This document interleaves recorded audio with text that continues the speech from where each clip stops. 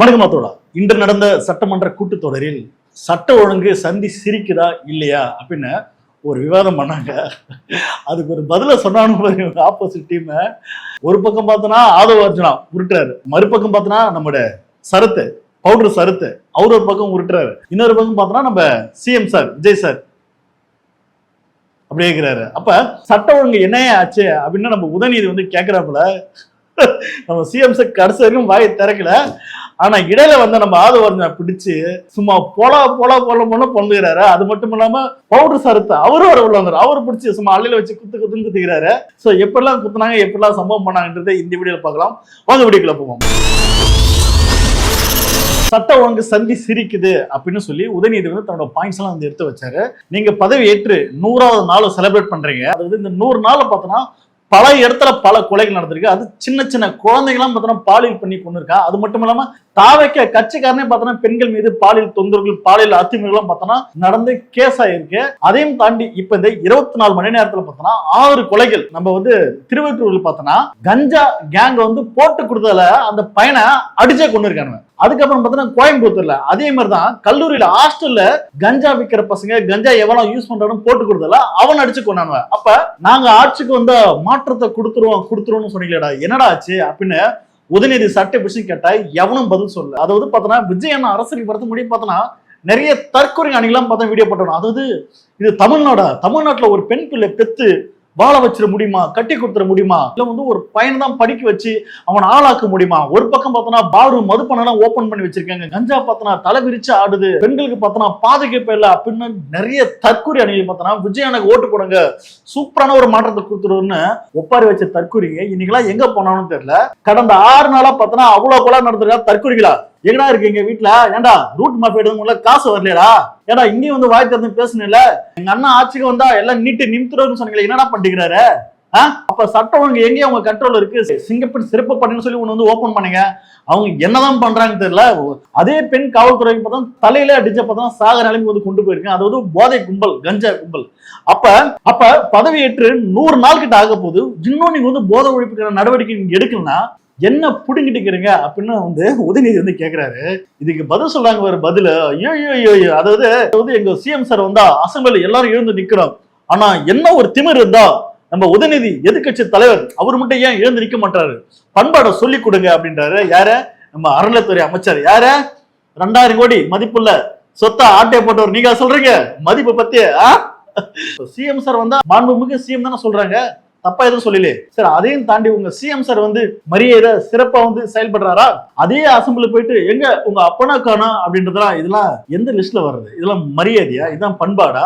இதுதான் உங்க சிஎம் சாரோட வளப்பா அப்படின்னு எவனா நாக்கு போடுவேன் நாளைக்கு கேள்வி கேட்டா பதில் சொல்லுவாங்களா?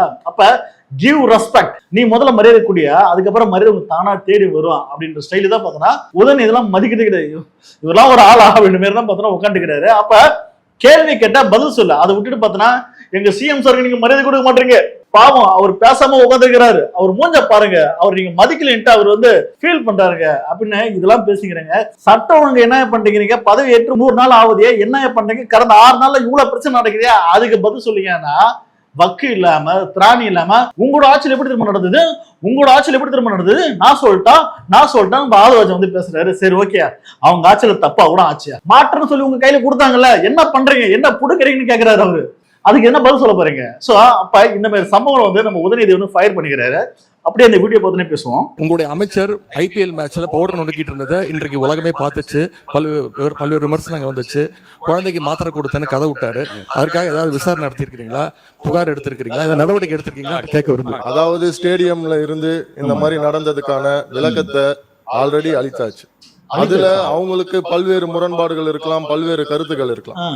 அப்படி இவங்க சொல்றாங்கன்னா அந்த சமயத்துல திராவிட முன்னேற்ற கழகத்தின் ஆட்சி தான் நடந்தது. அப்போ ஸ்டேடியம் வாசல்ல இருந்து இவங்க எல்லாம் வந்து அந்த மாதிரியான போதைப் பொருள் வித்தாங்கன்னு சொல்லி ஒத்துக்கிறாங்களா? அப்போ எங்க அப்பா இந்த மாதிரி ஒரு பதில வரலாற்றுல எவனாலும் பேசிக்க முடியாதா?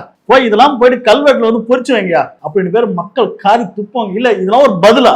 இல்ல இதெல்லாம் ஒரு அமைச்சர் பேசுற பதில? அதாவது போதைக்கு சம்பந்தமான கேஸ் வாங்கின ஒரு அமைச்சரே வந்து அசம்பிளி வந்து நீதி சொல்றாரு. அதாவது நீங்க என்ன ஆதாரம் இருக்கு? அதுக்குதான் நாங்க வந்து விளக்கம் கொடுத்துட்டோம். இல்ல என்ன விளக்கம் கொடுத்தீங்க? மாத்தரன்றதுக்கா?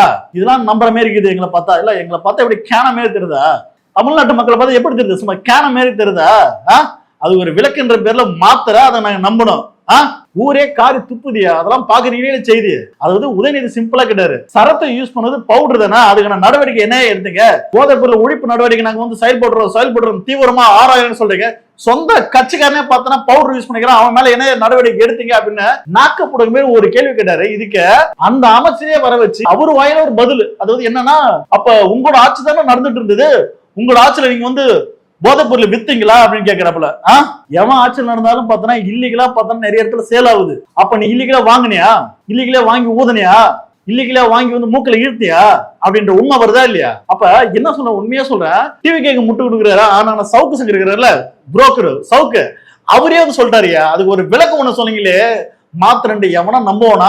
அப்ப சவுக்கு சங்கர் வந்து என்ன சொல்றாருன்னா, தயவு செய்து பார்த்தோன்னா அமைச்சர் வந்து அவர் தூக்குங்க, இதனால உங்க கட்சி பேரு கெட்ட பேரு சவுக்கு சங்கர் முட்டு கொடுக்குற சவுக்கு சங்கரே சொல்றாப்புல. கட்சி விட்டு தூக்கிங்கன்னா அதை விட்டு பார்த்தோன்னா அந்த அமைச்சரே வர வச்சு ஒரு விளக்கம் கொடுக்குறீங்க. இதெல்லாம் கேவலமா இல்ல? காரி துப்போங்கய்யா. ஐயோ அதெல்லாம் என்ன, அது ஒரு ஏடிஎம் கார அதை வச்சுன்னு வந்து போன்ல வச்சு யூஸ் பண்றதெல்லாம் பார்க்கும்போது என்னன்னா, அதெல்லாம் மக்கள் எல்லாம் பார்த்து கேன நினைச்சிட்டீங்களா? எதை சொன்னாலும் மக்கள் வந்து நம்பிடுவானுவ, அதாவது தற்கொலைக்கு நம்பணுவ. ஏன்னா நிறைய தற்கொலை முட்டு கொடுத்து வீடியோ போட்டோம். ஆமா அது மாத்திரதாங்க நசிக்க கட்டுறேன் பாருங்க, நானே இங்க பாருங்க மாமாவா ஆகுதுன்றாங்க. ஏன்டா இளம் குழந்தைக்கு சின்ன வயசு 1.5 வயசு குழந்தைக்கு எவன்டா வந்து கொடுப்பான்னு கேட்டதுக்கு அதுக்கு துப்பல்ல. ஆனா இவனு வந்து விளக்குன்ற பேர்ல இல்லங்க அது மாத்திரதாங்க. ஏங்க அவர் மூஞ்ச பாருங்க, அவர் அழக பாருங்க, அவரு போய் ட்ரக்ஸ் யூஸ் பண்ண வராங்க. ஆனா உண்மையை பார்த்தனா அந்த ஸ்டேடியத்துல பார்த்தனா பொண்டாட்டியும் இல்ல குழந்தையும் இல்ல, ஏதோ ஒரு பொண்ணோட கூட வந்த ஒரு பொண்ணோட வச்சுன்னு மாத்திரை நசுக்கிற எல்லாம் பாக்குறாரு. ஒரு கூட வந்த பொண்ணோட வந்து மாத்திரை நசுக்குன்னா அது என்ன மாத்திரை, வேற மாதிரி மாத்திரையாது. அப்ப தமிழ்நாட்டு மக்கள் வந்து எவ்வளவு கேனத்தனமா எவ்வளவு முட்டாள்தனமா பார்க்கக்கூடிய ஒரு அமைச்சரா இருந்தா, இல்ல வந்து இந்த தாவேக்கா அரசு பார்த்தா தமிழ்நாட்டு மக்கள் வந்து ஒரு கேவலமா ஒரு கேன, இவனோட முட்டாளுங்க, இவனா ஒரு ஐயோக்கு பையங்க அப்படின்னு நினைக்கக்கூடிய ஒரு மனநிலை இருந்தா, அந்த வந்து அமைச்சரே கூட்டு வந்து ஒரு விளக்குன்ற பேர்ல நீங்க உங்களோட ஆட்சியில் வந்து வித்தீங்களான்னு வந்து நெக்கல் தரமா இப்படிலாம் பேசினா கோவம் வராது? இல்ல இதே மாற்றுன்ற பேர்ல மக்கள் ஓட்டு போட்டாங்க, இதுக்கப்புறம் நம்ம தான் ராஜா, நம்ம தான் சாமி நினைச்சு ஆடுறீங்களா? மக்கள் முடிவு எடுத்தானு வச்சுங்க ஒரு நாள்ல வந்து முடிச்சு விட்டுருவாங்க. தயவு செய்து பார்த்தா கேள்வி கிட்ட தெளிவா சொல்லுங்க. முதல்ல அவரெல்லாம் வர வைக்கலாமா? போதை பழக்கம் அவருக்கு என்ன இல்லையா? உண்மையாகவே பார்த்தா இந்த தாவேக்கா அரசுக்கு தில்லு தானே அப்படின்ற ஒரு விஷயம் இருந்தா போயிட்டு அந்த அமைச்சருக்கு வந்து ட்ரக்ஸ் அப்படின்ற ஒரு போதைப் பொருள் பழக்கம் இருக்கு அப்படின்னு ஒரு டெஸ்ட் எடுக்க சொல்லுங்க. டெஸ்ட்ல காமிச்சோம்ல அவர் வந்து போதை அடிக்டரா இல்ல போதை இல்லாத ஒரு ஆளுன்ட்டு மாட்டோர்ல அப்ப பயம் இருக்குல்ல. அப்ப சொந்த கட்சிக்கார மேலே வழக்கு போட்டு நடவடிக்கை எடுக்க முடியாத துப்பு இல்லாம திராணை இல்லாத வக்கற்ற இந்த தாவேக்கா அரசு இது வந்து பேசுது. பார்த்தனா போதை ஒழிப்புக்கு நாங்க தான் வந்து மாதிரி, நாங்க தான் எடுத்துக்காட்டு. யோ தலை விரிச்சு ஆடுதியா? ரெஸ்டோ பார்னு எதுக்கே கொண்டு வரீங்க? மதுப்பான கடை நாங்க மூடணும் சொன்னீங்களா, 7 மதுப்பான கடை மூடனீங்கன்னா அப்புறம் எப்படியா 56,000 கோடி வருமானம் பார்த்தோன்னா அதிகமாச்சு உங்களுக்கு? அப்ப 3 பேர்ல கண் துடைப்பு என்னன்னா ரெஸ்டோ பார் ஓபன் பண்ண, அதையும் தாண்டி பார்த்தோன்னா மதிப்பிற்கு வந்து கஷ்டப்படுறாருங்க. சோ வீட்டுக்கே வர்ற மாதிரி டெலிவரி பண்ணு. ஏன்னா ரேஷன் கார்டுல பார்த்தோன்னா கால் கடுங்க நிக்க மக்களை கஷ்டப்படுறாங்க, அவங்களுக்கு ஒரு வந்து வசதி பண்ணி கொடுக்குறேன்னா முடியல. குடிகாரனுக்கு பார்த்தோன்னா வீட்டுல வர்ற மாதிரி வசதி. அப்ப மாற்றம்னு சொல்லி நாங்க வந்து நல்லா ஆட்சி கொடுத்துருவோம், போதை ஒழிச்சிருவோம்னா இங்க இருந்து ஒழிக்க வேண்டியதானே, கிழிக்க வேண்டியதானே அப்படின்னு சொல்லி உதயநிதி கேக்குறாருல. அப்ப எதுவுமே பண்ணாம கஞ்சா விக்கிறவனுக்கு வந்து பார்த்தோன்னா டேய் கமிஷன் எங்க கொடுத்தியா, என்கிட்ட கமிஷன் போடுறான், டேய் அரசு ஒழிச்சப்ப மூடுறான், தனியார ஓபன் பண்றான், இப்படின்னு கேடு கட்டத்தனமா காசு சம்பாதிக்கிட்டு கேட்க இது ஒரு கட்சின்ற பேர்ல ஆட்சி நடத்திட்டு கூத்தசிக்கிறீங்க. பல இடத்துல பார்த்தோன்னா பெண்கள் பாதிக்கப்படுது, படிக்கிற பையனை வெட்டி கொள்றான் கஞ்சா போதையில. இதெல்லாம் போய் நேர்ல பார்த்து கேட்கறதுக்கு ஆறுதல் சொல்றதுக்கு துப்பு இல்ல. பாதிக்கப்பட்ட அந்த கோவையில அமுதன்ற பையனோட அப்பா சொல்றாரு, இந்த தாவேக்கா அரசு ஒருத்தங்க யாருன்னா ஒருத்தங்க வந்து வீட்டுல வந்து பாக்கணும்ன்றாங்க. சின்ன வயசுல இருந்து என் பையனை நான் தூக்கி வளர்த்துங்க, என் கண்ணு கூட வந்து போறாங்க, என் உசுரா நினைக்கிறேன் புள்ள சாகஸ்டானுங்க இந்த கஞ்சா போதை.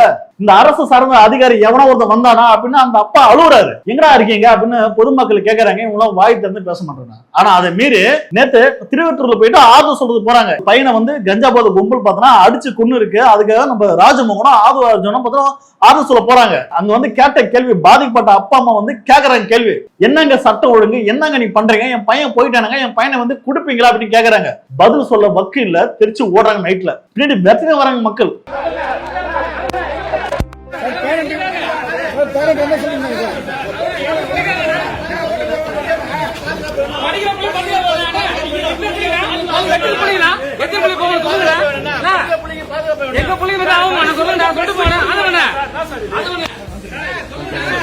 அப்ப அப்ப இந்த அரசு இந்த மக்களுக்கு நல்லது செய்யறேன் மாற்றம் பண்ண சொல்லி பொய்யான வதந்திகளை வாக்குறுதிகளை விதைச்சு ஓட்டை வாங்கிட்டு அதிகாரத்துக்கு வந்த உடனே பார்த்தோன்னா மக்கள்லாம் கேள்வி கேட்கறாங்கன்னு பதில் சொல்ல முடியாம ஒரு ஆதவர்ஜன அமைச்சர் பார்த்தோன்னா ஓடுறாரு, பின்னங்கால பெடரேஷன் ஓடுறாரு. கரூர்ல ஓடின ஓட்டம் இன்ன வரைக்கும் தமிழ்நாட்டுல எங்க போனாலும் ஓடினே இருக்கீங்க.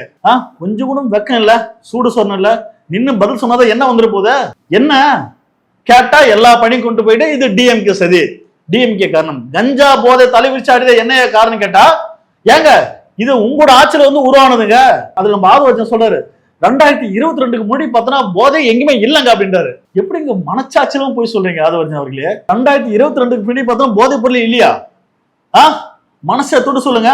அப்ப கஞ்சா போதை அங்க எங்கேயும் பார்த்தோன்னா நிறைய விஷயங்கள் இருக்கு, நடவடிக்கை எடுத்திருக்காங்க. அப்ப உங்க ஆட்சியில் நீங்க என்ன பண்றீங்க கேட்டா நாங்க என்னங்க பண்ண முடியும்? ஆல்ரெடி ஆண்ட ஆட்சி பார்த்தோன்னா உருவாக்கிட்டாங்க. அப்ப அதை கூட அழிக்க முடியாது உங்களால. அப்ப 100 நாள் பத்தாது உங்களுக்கு, ஒரு நாள் போதியா? ஒரு நாள் போதும். ஒட்டுமொத்த தமிழ்நாடு பார்த்தோன்னா போதை இல்ல தமிழ்நாடு மாத்தலாம். அப்ப உங்களால மாத்த முடியலன்னா அப்ப நீங்க வந்து பக்கத்துல கட்டிங்க போடுறீங்க, கமிஷனை வாங்குறீங்கன்றது அம்பலமா தான் இல்லையா? இதுதான் உண்மை. லாட்டரியை பார்த்தோன்னா லீகலா கொண்டு வந்து சேல் பண்றாங்க, இல்லீகலான ஒரு விஷயம் லீகலா பார்த்தா சேல் பண்றாங்க. ரெஸ்டோ பாரு கஞ்சா போதை காசு கூட கமிஷன் கூட வித்து தள்ளு. காலேஜ்ல பார்த்தோன்னா அங்க பார்த்தோன்னா போதை, படிக்கிற மாணவன் அழிஞ்சா போனானா சீரழிஞ்ச போனானா நம்மளோட சரக்கு கஞ்சா சேல் ஆகுதா அப்படின்ற பேரு இந்த அரசு இப்படி வந்து ஒரு சட்ட ஒழுங்கு வந்து சந்தி சிரிக்குமே வந்து செயல்படுத்துன்ற உதயநிதி வந்து கேட்கிறாரு. இதுக்கு வந்து விளக்கம் கொடுக்கிற பேர்ல நம்ம ஆதவர்ஜனா கொடுக்குறாரு போற முட்டு, அதை நம்ம பார்த்துனே பேசுவோம். அதை சொல்ல வந்ததுன்னா எதிர்கட்சி தலைவர் பேசும்போது அரசின் மீது பல்வேறு குற்றச்சாட்டுகள் வைத்தார். நாங்கள் ரொம்ப அமைதியா இருக்கோம், ஒரே ஒரு குரல் கூட நாங்க பேசல. ஆனால் ஒரு ஜனநாயகப்படி எங்களுடைய கருத்துக்களை கேட்க வேண்டும். கருத்தா அதுக்கு எதிர்கட்சி தலைவர் அதுக்கு வந்து ஒரு ஆணையிடணும். நாங்க எதிர்த்து பேசும்போது குரல் கொடுக்கிறது அவைக்கு உடைய மரபு மீறிய செயல்கிறத நான் திரும்பி பதிவு பண்றேன். அப்ப ஆதாரத்தோட பேசுறேன். கூடுதல் யாரும் சொல்லிட்டா பாரு, கூடுதல் யாரும் முதல்ல ஆதாரத்தோட பேசியா பொய்யா சொல்லாது அப்படின்னுக்கிறாரு. நான் ஆதாரத்தோட பேசுறாரு. அது வந்து பார்த்தோன்னா அசம்பிளி ஆரம்பிச்சிருந்து பார்த்தோன்னா ஆதவர்ஜனை பார்த்தோன்னா போராட்டம் ஃபுல்லா செருப்படி மாரி பார்த்தோன்னா ஐயா ஆரம்பிச்சா ஐயா பார்த்தோன்னா பொய்யா பேசி செருப்படி வாங்கிக்கிறாரு. அவை தலைவர் பார்த்தோன்னா அவை குறிப்பிலிருந்து நீக்கிறோம் அப்படின்னு தினம் பார்த்தோன்னா பல்ப் வாங்கிக்கிறாரு. பார்த்தோன்னா இன்னைக்கு பல்ப் ஆதாரத்தோட பேசி அப்படின்னு ஒருத்தர் விடுறாரு. சரி அடுத்த சொல்றாரு பார்ப்போம். இப்போது எதிர்கட்சி தலைவரா இருந்தவர் அன்றைக்கு டெப்டி சிஎம் இருந்தாரு. திமுக ஆட்சியுடைய இந்த போதை பழக்க வழக்கம் இந்த 100 நாள்ல ஏற்படுத்த முடியாது. போதை பழக்க வழக்கம் திருப்பி பதிவு பண்றோம். 2020 வரைக்கும் 2020க்கு முன்பு தமிழ்நாட்டில் போதை கலாச்சாரம் இல்லை. உறுதியாக நாங்கள் கூறுகிறோம். சார் எப்படி சார் கொஞ்சம் பொய் இவ்வளவு பொய்ய பேசுறீங்க? நீங்க என்ன வாலிபு பேசுறீங்கன்னா அப்படியே சரக்கு இல்லாம போதை இல்லாம தான் நீங்க வாழ்ந்தீங்களா? நீங்களாம் பணக்கார லைஃப் நீங்களாம் அப்படியே இல்ல. ஏன் சொல்லனா ஏர்போர்ட்ல மாட்டினீங்க நீங்க எல்லாரும், உங்களோட கேங்கு விஜய் சாரு ஆதவர்ஜன் எல்லாம் போகும்போது ஏர்போர்ட்ல பாட்டிலோட மாட்டினீங்களே. என்ன சார் வாய் கூசம் போய் சொல்றீங்க? 2022 அப்புறம் பார்த்தோன்னா போதை கலெக்ஷன் வந்துருந்தாரு. அப்ப 2022 முன்னாடி பார்த்தோன்னா போதை இல்ல. அப்ப பார்த்தோன்னா டிஎம்கே தான் ஆண்டாங்க, அவங்களோட ஆட்சிலாம் சூப்பரா இருந்துச்சாப்ப அப்படின்னு சொல்றீங்களா? சர்டிபிகேட் இவரே கொடுக்குறாரு அல்லி. எப்படி சார் பச்சையா போய் சொல்றீங்க? ஆதாரம் இங்க இருக்கு.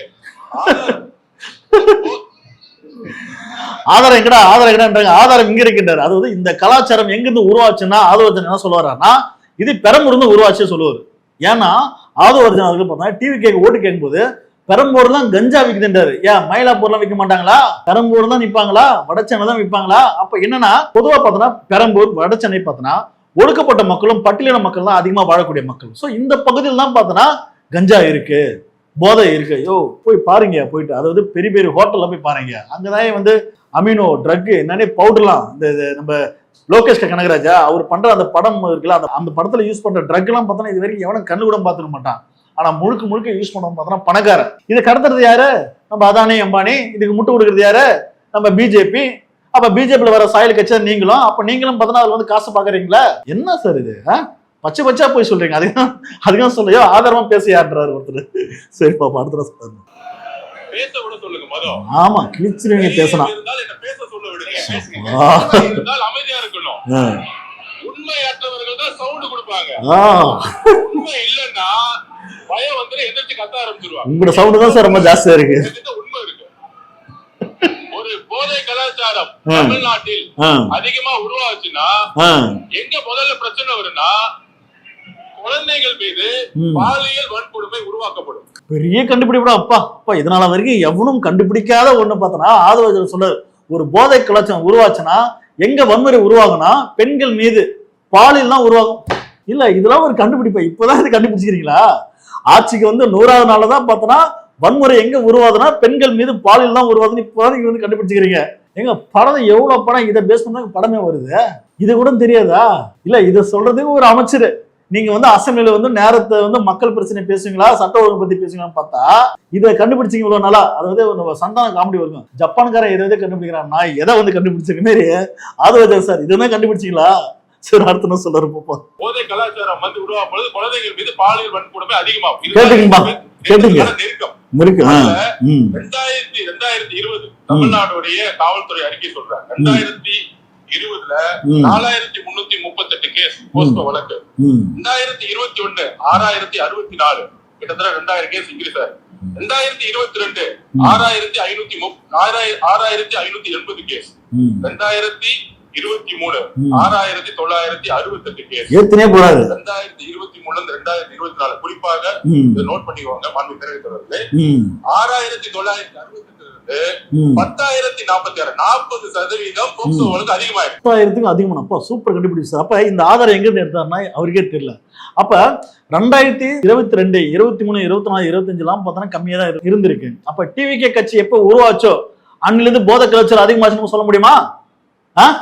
என்ன சார் இது? இல்ல அதாவது உங்க ஆட்சியில வந்து போதை கலாச்சாரம் இருக்குங்க அப்படின்னா இருக்குங்க, அது வந்து மாத்துங்கன்னா ஏங்க உங்க ஆட்சியில எப்படிங்க இருந்து நான் சொல்லவா பட்டியலிட பண்றீங்களே, இதெல்லாம் ஒரு பதிலா? இதெல்லாம் வந்து ஒரு அமைச்சர் பேசுற செயலா? அப்ப தில்லு திராணி தெம்பு வக்கு இல்லாம உங்களோட ஆட்சியை வந்து சரி செய்ய முடியாம இன்னமும் நீங்க மத்த ஆட்சி மேலே வந்து குற்றம் சொல்லிட்டு இருந்தீங்கன்னா என்னங்க இது லாஜிக்? எது கடந்த ஒரு வார காலமாக தமிழ்நாட்டுல என்னென்ன சட்ட ஒழுங்கு பிரச்சனை, போதைப் பொருளால இத்தனை கொலைகள் நடந்திருக்கு அப்படிங்கிறது நான் மட்டுமல்ல இங்க இருக்கக்கூடிய அனைத்து கட்சி தலைவர்களும் இந்த அரசுடைய கவனத்திற்கு நாங்க எடுத்துட்டு வந்தோம். தவிர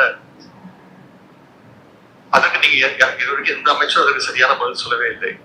மாறாக உங்க ஆட்சியில் இப்படி நடந்தது, உங்க ஆட்சியில் இது நடந்தது என்று குறை சொல்லிக் கொண்டிருக்காங்க. அது போட்டோ தான் காட்டினாரு, எஃப்ஐஆர் பதிவு பட்டிருக்கு அப்படின்னு சொன்னாரு.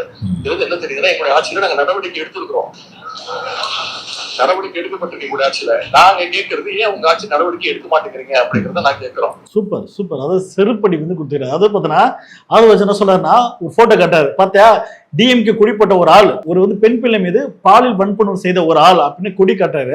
அவன் மீது வந்து ஆக்ஷன் எடுத்திருக்கு, நடவடிக்கை எடுத்திருக்கு. ஆனா வந்து உன் கட்சிக்கார மேல வந்து நீ வந்து ஆக்ஷன் எடுத்தியா? சரத்தை நீ என்ன பண்ண அப்படின்னு கேட்கிறாரு. சரத்து மட்டும் இல்லைங்க, கட்சியில் உள்ள எல்லாம் பார்த்தோன்னா டிவிகே சார்ந்து பார்த்தோன்னா செயலாளர், ஒன்றிய செயலாளர், நிர்வாகி அப்படின்ற பேர்ல பல பேர் வந்து குற்றம் பண்ணிக்கிறான். அவன் மீது நீங்க வந்து எப்ப சார் நடவடிக்கை எடுப்பீங்க அப்படின்னு கேள்வி கேட்கிறாங்க. இதுக்கு அவங்ககிட்ட பதிலே இல்ல. என்னத்த சொல்றது சார்? அடுத்து நான் சொல்றது பார்ப்போம். இருக்கக்கூடிய அமைச்சர் ஒருத்தர் போதைப் பொருள் வந்து போடுறாங்க நுணுக்கி அதை என்ன பண்ணாருங்கிறத விளக்கம் கொடுத்துட்டாரு.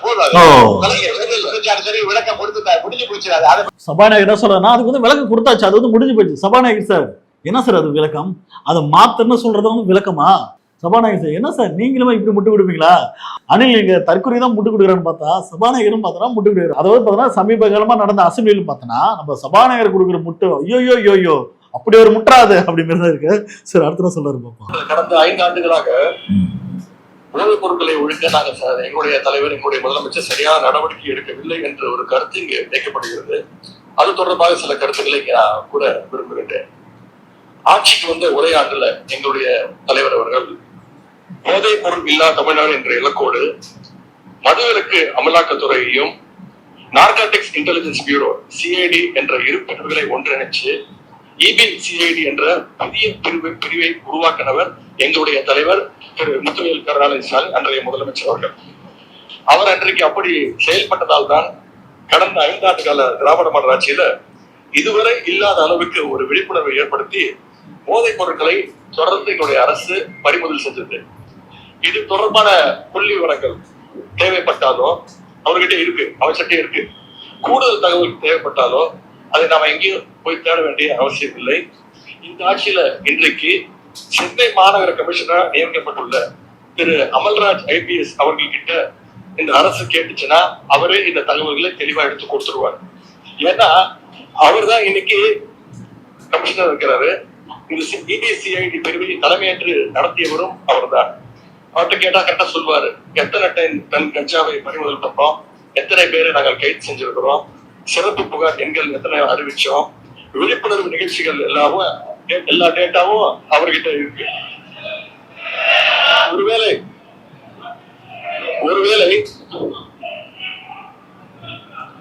ஒருவேளை எங்களுடைய திராவிட மாடல் ஆட்சியில போதைப் பொருளை தடுக்கிற செயல்பாடுகள் சரியா நடக்கல அப்படின்னு இந்த அரசு எங்களை குற்றம் சாட்டுச்சுன்னா, நான் உங்ககிட்ட கேட்க வேண்டிய கேள்வி, அப்புறம் என்னத்துக்கு அந்த அவ்வளவு பெரிய அதிகாரிய இப்போ இவ்வளவு முக்கியத்துவம் வாய்ந்த சென்னை மாநகராட்சி ஆணையர் பொறுப்புல இந்த அரசுக்கு இருக்கிறார்?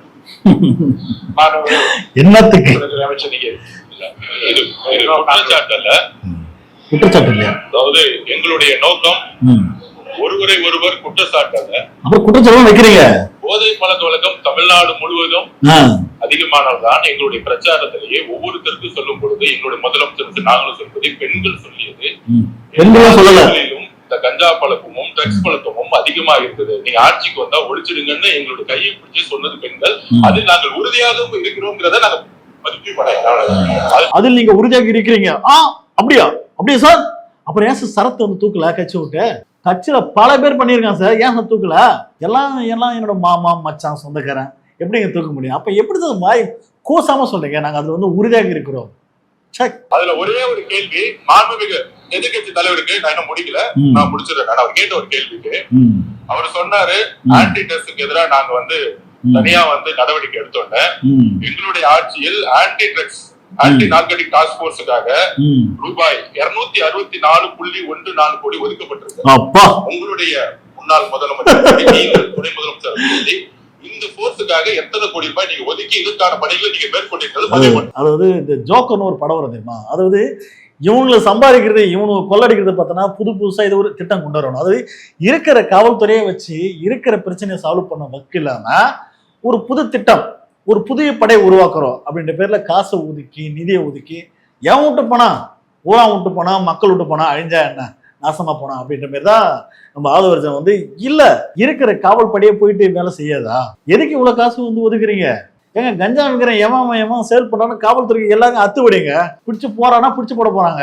அப்ப நடவடிக்கை எடுங்க அப்படின்னு சொல்றதை விட்டுட்டு நடவடிக்கை எடுத்தா இவங்களுக்கு பிரச்சனை வந்துடும்ல, கமிஷன் வராது, பிசினஸ் பாதிக்கும். அதனால எதுக்கு இந்த மானங்கட்ட போடுற மாதிரி எதுக்குன்ற அப்படிங்கிறதான் இருக்குது.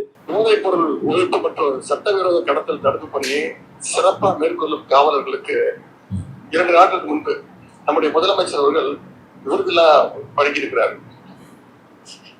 விருது எதற்காக பாத்தீங்கன்னா, போதைப் பொருள் ஒழிப்பு மற்றும் சட்டவிரோத கடத்தல் தடுப்பு நடவடிக்கையை சிறப்பா மேற்கொண்டதற்காக, கடந்த ஒரு வருடமாக சிறப்பா பணியாற்றுவதற்காக 15 காவல்துறை அதிகாரிகள் மற்றும் காவலர்களுக்கு முதலமைச்சர் அவர்களே விருது கொடுத்திருக்கிறாங்க. அந்த 15 எங்களுடைய ஆட்சி காலத்துல பல்வேறு வழக்குகள்ல போதைப் பொருள் ஒழிப்பு நடவடிக்கையை சிறப்பா மேற்கொண்டவங்கன்னு இன்னைக்கு அரசு அறிக்கை கொடுத்திருக்கு.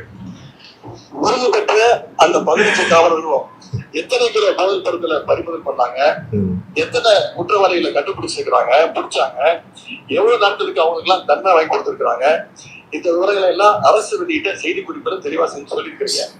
போதைப் பொருள் தடுப்புக்கு எங்க ஆட்சியில நடவடிக்கை எடுக்கல அப்படின்னா அப்புறம் என்னதுக்கு இந்த காவலர்களுக்கு முதலமைச்சர் அவர்கள் விருது கொடுத்தார் அப்படின்னு இங்க அமைச்சர் அவர்கள் சில கேள்விகளை கேட்கிறாரு. அமைச்சர்கள் கேட்கிற கேள்விக்கு நான் பதில் சொன்னோம் அப்படின்னு அனுப்பிக்கிறாரு. இன்னைக்கு நானு நம்முடைய அனைத்து கட்சி தலைவர்கள், அத்தனை எதிர்கட்சி தலைவர்கள் எல்லாம் இன்னைக்கு இந்த சட்டம் ஒழுங்கு சம்பந்தமா பேசிட்டு இருக்கிறோம். அந்த சம்பந்தப்பட்ட அமைச்சர் இங்க இருக்கிறாரு, அவர் ஏன் இப்ப பதில் சொல்ல மறுக்கிறாரு என்பதை நான் கேட்கிறேன். அவர் ஏன் இப்ப வந்து பதில் சொல்ல வந்து மறுக்கிறாரு அப்படின்னு பார்த்தா அவருக்கு ஸ்கிரிப்ட் இல்லைங்க.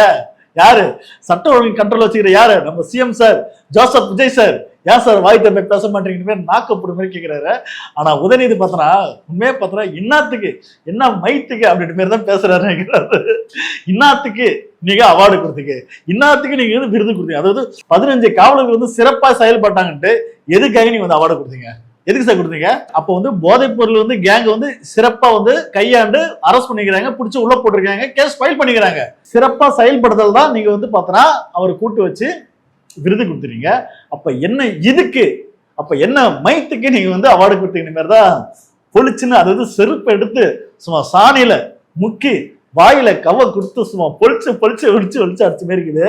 உண்மையா சொல்றேன் sir, Aadhav Arjun sir, CM Joseph sir, மக்கள் சார்பா ஒரே ஒரு கோரிக்கை பற்றி சொல்றேன். அதாவது சட்டம் ஒழுங்கு சந்தி சிரிக்குதுன்னு சொல்றது மக்களுக்கு எல்லாருக்கும் தெரிஞ்சு போச்சு. மக்கள் தினம் செய்தி பார்க்கறான், பார்க்காமலாம் இல்ல.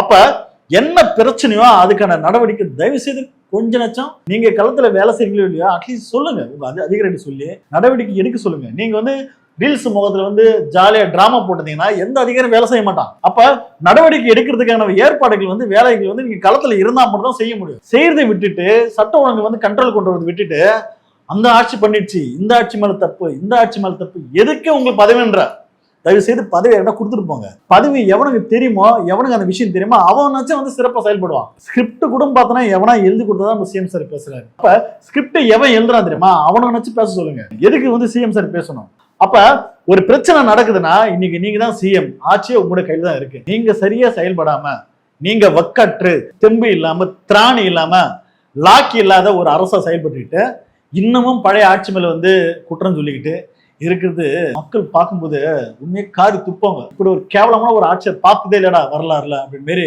மக்கள் யோசிக்க ஆரம்பிச்சிட்டாங்க. தயவு செய்து சொல்றேன், நாங்க சிறப்பான ஆட்சி செய்யறேன் அப்படின்னு சொல்லி மக்கள்கிட்ட போயிட்டு ஒப்பீனியன் கேட்டுறாதீங்க, கழட்டி கூட அடிப்பாங்க. ஏன்னா அந்த அளவுக்கு சட்ட ஒழுங்கு பார்த்தீங்கன்னா சந்தி சிரிக்குது. இந்த வீடியோ பத்தின கருத்தை பத்தி நீங்க நினைக்கிற மறக்காம கமெண்ட் பண்ணுங்க. அடுத்த வீடியோல சந்திப்போம். நன்றி, வணக்கம்.